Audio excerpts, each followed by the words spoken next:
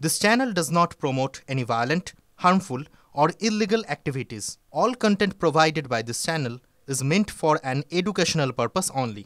Justin Trudeau তিনি পদত্যাগ করেছেন। কানাডার প্রধানমন্ত্রী জাস্টিন ট্রুডো পদত্যাগ করলেন। লিবারেল পার্টি নেতা হিসেবেও ইস্তফা দিয়েছেন তিনি।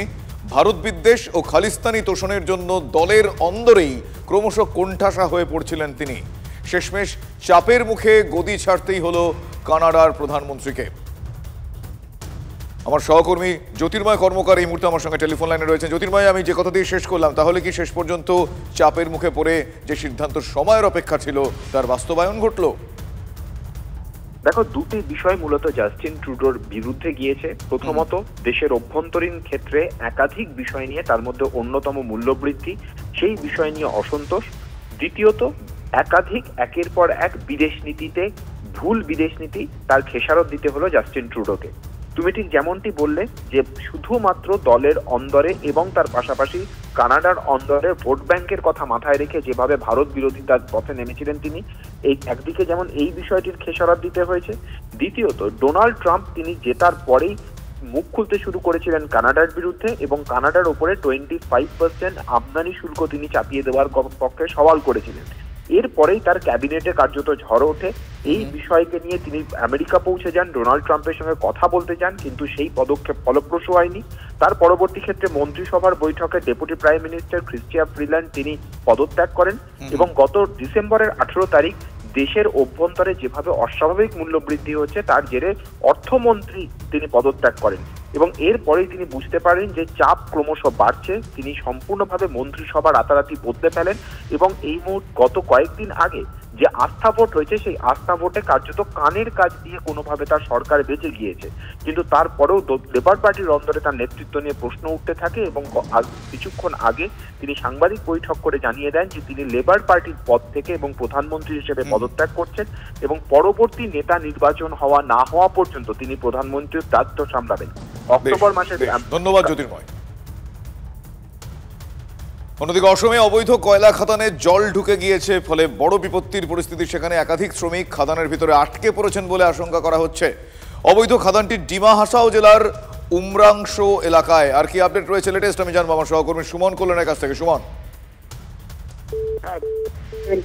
এই যে খাদান, এই খাদানটি প্রাথমিকভাবে জানা যাচ্ছে যে এটি অবৈধ খাদান এবং ডিমা হাসাও জেলাতে কিন্তু অবস্থিত। হঠাৎ করেই কিন্তু জল উঠতে শুরু করে এবং প্রচুর শ্রমিকও সেখানে ছিল এমনটাই কিন্তু জানা যাচ্ছে।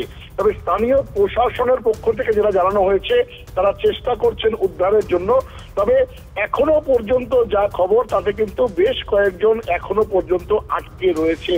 তবে যে পরিস্থিতি তৈরি হয়েছে, কিভাবে এই জল উঠলো, কারণ এই যে খাদানগুলো, এই খাদানগুলো কিন্তু দীর্ঘদিন ধরেই চলছে এবং মেঘালয় থেকে শুরু করে আসামের এই আপার আসাম এই জায়গাগুলোতে কিন্তু এইরকম খাদান অনেক রয়েছে।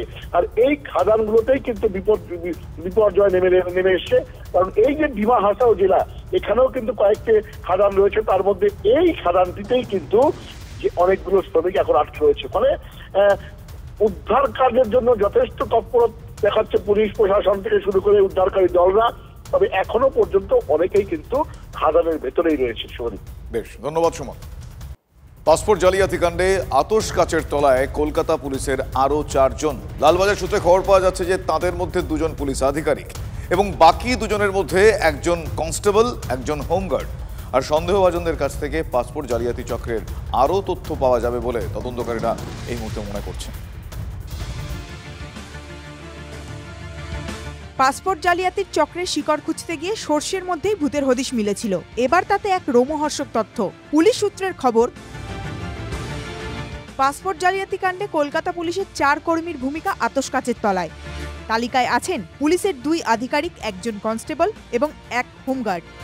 2 পুলিশ আধিকারিকের মধ্যে একজন থানার দায়িত্বে, অন্যজন সিকিউরিটি কন্ট্রোল অফিসে কর্মরত। লালবাজার সূত্রে খবর, সবাইকে আপাতত বর্তমান দায়িত্ব থেকে অব্যাহতি দেওয়া হয়েছে। সন্দেহভাজন পুলিশ আধিকারিকদের ভূমিকা খতিয়ে দেখছে বিশেষ তদন্তকারী দল। তদন্তকারীদের তরফে ইঙ্গিত, 4 জনের কাছ থেকে পাসপোর্ট জালিয়াতি চক্রের আরও সূত্রের হদিশ পাওয়া যেতে পারে। কেস ইনভেস্টিগেশন স্টেজেই আছে and based on evidence, based on investigation যা যা আমরা পাবো তার উপর অ্যাকশন হবে। যারা যারা ইনভলভ আছেন সবারই अगेंस्ट অ্যাকশন হবে। বাংলাদেশে অস্থিরতার আবহেই ফাঁস হয় পাসপোর্ট জালিয়াতির চক্র। গ্রেফতার করা হয় এই চক্রের ৩ মূর্তি সমরেশ বিশ্বাস, মনোজ গুপ্ত ও ধীরেন ঘোষকে। এরপরই ধীরে ধীরে প্রকাশ্যে আসে পুলিশের একাংশের ভূমিকা।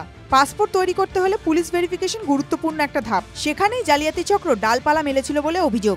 এরপর বিশেষ তদন্তকারী দল যত এগোচ্ছে একে একে চাঞ্চল্যকর তথ্য সামনে আসছে।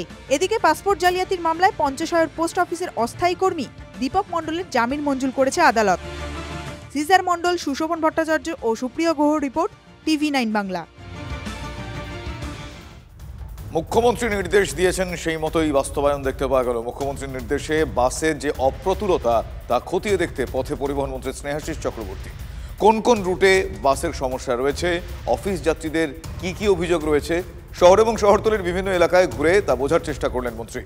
পরিবহন দপ্তর সূত্রে খবর পাওয়া গিয়েছে যে ধাপে ধাপে বাড়ানো হচ্ছে সরকারি বাস পরিষেবা, তাতে সমস্যা অনেকটাই মিটবে বলে পরিবহন মন্ত্রী আশাবাদী। মুখ্যমন্ত্রী উদ্বিগ্ন হচ্ছে যে মানুষ বাস সার্ভিস ঘুরে দেখার জন্য তিনি বলছেন বলেই আমরা বিভিন্ন জায়গায় ঘোরার চেষ্টা করছি, বোঝার চেষ্টা করছি যে বাসের ফ্রিকোয়েন্সি কোথাও।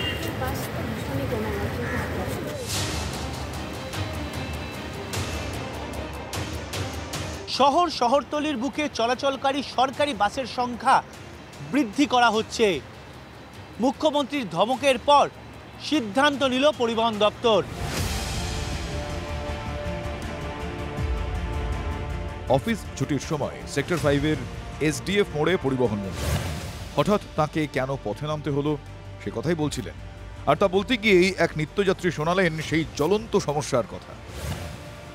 বাস তো ভীষণই কমে গিয়েছে। কলকাতার পথে বাস কম থাকায় যাত্রী হয়রানি যে বাড়ছে, সম্প্রতি প্রশাসনিক বৈঠকেই সে কথা বলেছিলেন খোদ মুখ্যমন্ত্রী।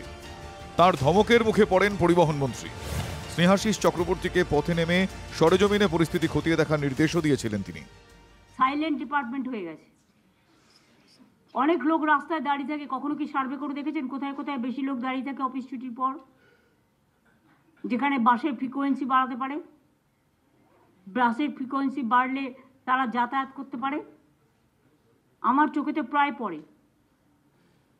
মিনিস্টার নিজে কখনো ভিজিট করেছেন সারপ্রাইজ কলকাতার জায়গাগুলো নিয়ে? ট্রান্সপোর্ট সেক্রেটারি করেছে কখনো? আর এই যে আমরা ফ্রিকোয়েন্সি বাড়িয়েছি কিছু, এবং কিছু কথাটার অর্থ কি? কিছু কথাটার কোনো অর্থ হয় না। মানুষ যাতে অফিসে যাবার সময়, অফিস ফেরত বা অন্যান্য সময় ঠিকমতো যাতায়াত করতে পারে সেটা দেখতে হবে। কলকাতায় মাঝে মাঝে ঘুরে দেখো ওয়ার্কিং ডেগুলোতে কোথায় কোথায়, শুধু কলকাতায় একটা জায়গায় গেলে হবে না, সারা কলকাতা ঘুরতে হবে। সেই নির্দেশের পরেই পরিবহন মন্ত্রী স্নেহাশিস চক্রবর্তী ও তার দপ্তরের প্রতিমন্ত্রী দিলীপ মণ্ডল শহরের বিভিন্ন পয়েন্টে গিয়ে বাসের পরিস্থিতি খতিয়ে দেখেন। সরকারি বাস কম পাওয়া যায়, বেসরকারি বাসই তো সার্ভিস করছে। যদি বাস্তবের মিল থাকে মানে কথার সাথে, তাহলে সেটা গ্রহণযোগ্য এবং সুবিধাজনক। লাইন দিয়ে দাঁড়িয়ে আছি, কোনো বাস নেই, তারপরে হয়তো লাইন ছেড়ে দিল, দিয়ে অন্য বাসে চলে গেল, কি করব? একটা ট্র্যাকিং অ্যাটলিস্ট দেওয়া উচিত গভর্নমেন্টের তরফ থেকে, যাতে আরো রিলায়েবল সার্ভিস আমরা পেতে পারি। শহরের বুকে চলাচলকারী সরকারি বাসের সংখ্যা যেমন বাড়ানো হচ্ছে, তেমনি ট্রিপের সংখ্যা বাড়ানো হচ্ছে, যাতে সাধারণ মানুষ নিত্যদিনের ভোগান্তি থেকে সমাধান পান। এমনকি সন্ধ্যেবেলার দিকে যাতে সরকারি বাস সাধারণ মানুষ আরও বেশি করে পায়, তারও ব্যবস্থা করা হচ্ছে বলে পরিবহন দপ্তর সূত্রে খবর। মুখ্যমন্ত্রীর ধমকের পরে যাত্রী ভোগান্তি কমাতে বাড়ানো হচ্ছে সরকারি বাস। সূত্রের খবর, এতদিন 550টি বাস দিয়ে বিভিন্ন রুটে 3300টি ট্রিপ চলছিল কলকাতা ও শহরতলিতে। এবার সরকারি বাসের সংখ্যা বাড়িয়ে 4198 ট্রিপের লক্ষ্যমাত্রা নিয়েছে পরিবহন দপ্তর। পরিকল্পনা অনুযায়ী সেক্টর 5-এর জন্য বাসের সংখ্যা ধাপে ধাপে বাড়িয়ে করা হচ্ছে 69টি। জানা গেছে নিউ টাউন এলাকায় বাস ট্রিপের সংখ্যা 108 থেকে বাড়িয়ে 156 করা হচ্ছে। বিশেষ নজর দেওয়া হচ্ছে রাসবিহারী, গড়িয়াহাট, কালীঘাট, আলিপুর এবং এক্সাইড এলাকায়। Shapoorji, Howrah, Ultadanga Ecospace, New Town Howrah, Dumdum station, করুণাময়ীর মতো ব্যস্ত রুটে বাড়ছে সরকারি বাস। পরিবহন দপ্তর সূত্রে খবর, করোনা পরিস্থিতির আগে কলকাতায় বেসরকারি বাসের সংখ্যা ছিল 4840। এখন সেখানে শহরের পথে বেসরকারি বাসের সংখ্যা কমে হয়েছে 3615। মিনি বাসের সংখ্যা আগে ছিল 2064, এখন তা অর্ধেকে নেমে হয়েছে 1498। সার্ভে করছি, সার্ভে করে দেখে সেখানে আবার বাসের সংখ্যাটা, ফ্লিট সংখ্যাটা আমরা বাড়াবো। সাধারণ মানুষ সরকারি বাসের একটা ডিম্যান্ড আছে, কারণ এখানে আমি কম ভাড়ায় আমি মানুষকে পৌঁছে দিচ্ছি। তো সেইটা বোঝার জন্যই আমরা এসেছি। বাসের ফ্লিট সংখ্যা কোথায় কোথায় বাড়ানো সম্ভব আমরা এই সার্ভেগুলো চালিয়ে সেগুলোকে বাড়াবো। কিন্তু বেসরকারি বাস তো থাকবে, সেটা চাপার জন্য তো মানুষও আছে। পরিবহন দফতর অবশেষে পথে নেমেছে। তৎপরতার পর কলকাতার পথে বাসের অপ্রতুলতা কতটা কমে, যাত্রীদের অভিযোগ কতটা কমে, সে উত্তর সময় দেবে। Bureau report, TV9 Bangla. বাসের পর এবার আসি বাঘের খবরে। বাঘিনী জিনাতকে বাগে আনতে রীতিমতো কালঘাম ছুটেছিল বন দফতরের, আর সেই কাহিনী শেষ হতে না হতেই আবারও বাঘের আতঙ্ক। এবার আবার দুটি জায়গায়, এক কুলতলি এবং পুরুলিয়ায়। ভিন রাজ্য থেকে বাংলায় বাঘ ঢুকে পড়ায় পড়শি রাজ্যের ওপর বেশ ক্ষুব্ধ মুখ্যমন্ত্রী।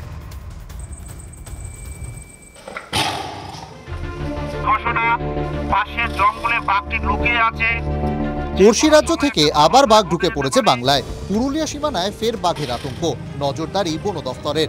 জিনাতের মতো গলায় রেডিও কলার না থাকায় এই বাঘকে ঘিরে রীতিমতো হুলস্থুল কাণ্ড ঝাড়খণ্ডের পূর্ব প্রান্তে।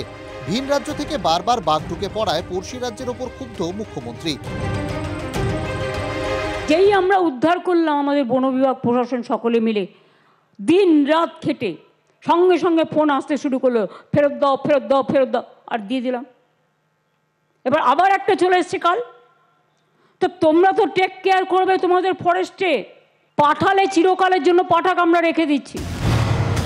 ঝাড়খণ্ডের চান্ডিলের জঙ্গল সংলগ্ন গ্রামগুলিতে বাঘের আতঙ্কে কাঁটা গ্রামবাসীরা। ইতিমধ্যেই বেশ কয়েকটি গবাদি পশুকে শিকার করেছে বাঘটি। 10 থেকে 12টি গ্রামে সতর্কতা জারি করেছে ঝাড়খণ্ডের বন দফতর। আতঙ্কে কাঁটা ঝাড়খণ্ড ছুঁয়ে থাকা দক্ষিণ পশ্চিম পুরুলিয়াও। গলায় রেডিও কলার না থাকায় বাঘের সন্ধান পায়নি বন দফতর, শুধুই মিলেছে বাঘের পায়ের ছাপ। এখনও বন দফতরের ক্যামেরায় বাঘের ছবি ধরা পড়েনি। এখন ঝাড়খণ্ডের সঙ্গে পুরুলিয়া রেঞ্জগুলিও যুক্ত, ফলে উদ্বিগ্ন পুরুলিয়ার বন বিভাগও। বাঘমুন্ডি বলরামপুর বনাঞ্চলে রেড অ্যালার্ট জারি করা হয়েছে। ঝাড়খণ্ডের ব্যাঘ্র বিশেষজ্ঞদের মতে সম্ভবত বাঘটি পালাওমো জঙ্গল থেকে এসেছে।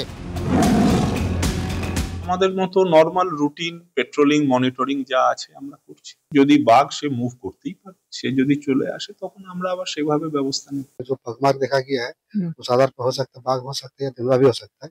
अभी तक हम लोग का कोई विजिबिलिटी अभी तक मिला नहीं है। विजिबिलिटी के लिए अब ट्रिपिंग किया जा रहा है, गांव का सब आदमी को जागरूकता किया जा रहा है।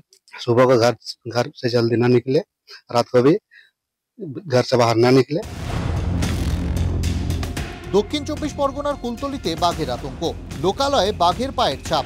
আতঙ্ক কুলতলির মইপিট বৈকুণ্ঠপুরে। সোমবার সকালে গ্রামের দিকে থাকা নদী বাঁধ বরাবর বাঘের পায়ের ছাপ দেখতে পান মৎস্যজীবীরা। মুহূর্তে আতঙ্ক ছড়ায় এলাকায়। খবর পেয়ে ঘটনাস্থলে পৌঁছন পুলিশ ও বন দফতরের কর্মীরা। জাল দিয়ে ঘেরা হয় এলাকাও। যারা ওই কাঁকড়া ধরতে গিয়েছিল তারা দেখতে পেয়েছে, দেখে এবার গ্রামবাসীকে খবর দিয়েছে। আমরা বর্তমানে এখন পুলিশ এবং ফরেস্টার এসছে, ওরা জাল ঘিরেছে। অনেকখানি ভয়ে আছে।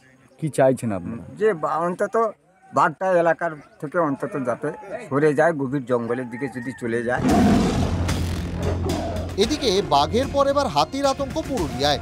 বান্দোয়ানের জঙ্গলে বাচ্চা সহ হাতির একটি দল। পুরুলিয়ার রাইকার জঙ্গল সংলগ্ন আসানপানি এলাকায় হাতির আতঙ্কে ঘুম ছুটেছে স্থানীয়দের। এলাকায় বন দফতরের মাইকিং, জঙ্গলের রাস্তা এড়িয়ে চলার বার্তা দিয়ে সতর্ক করছেন বনকর্মীরা। Bureau report, TV9 Bangla. কিছুক্ষণ আগেই আপনাদের বলছিলাম যে জিনাত ঘরে ফেরার মাত্র কয়েকদিনের মধ্যেই আবার কুলতলিতে লোকালয়ে বাঘের পায়ের ছাপ। ভয় এলাকাবাসী। মইপিট বৈকুণ্ঠপুরে গ্রাম পঞ্চায়েতের শ্রীকান্তপল্লী এলাকায় বাঘের পায়ের ছাপ পাওয়া গিয়েছে। এই মুহূর্তে আগুন জ্বালিয়ে রাতের অন্ধকারে সেই ছবি দেখছেন, রাত পাহারার ছবি দেখছেন। খবর ছড়িয়ে পড়তেই আতঙ্ক ছড়িয়ে পড়ে জায়গায় জায়গায়। টায়ার জেলে চলছে রাত পাহারা।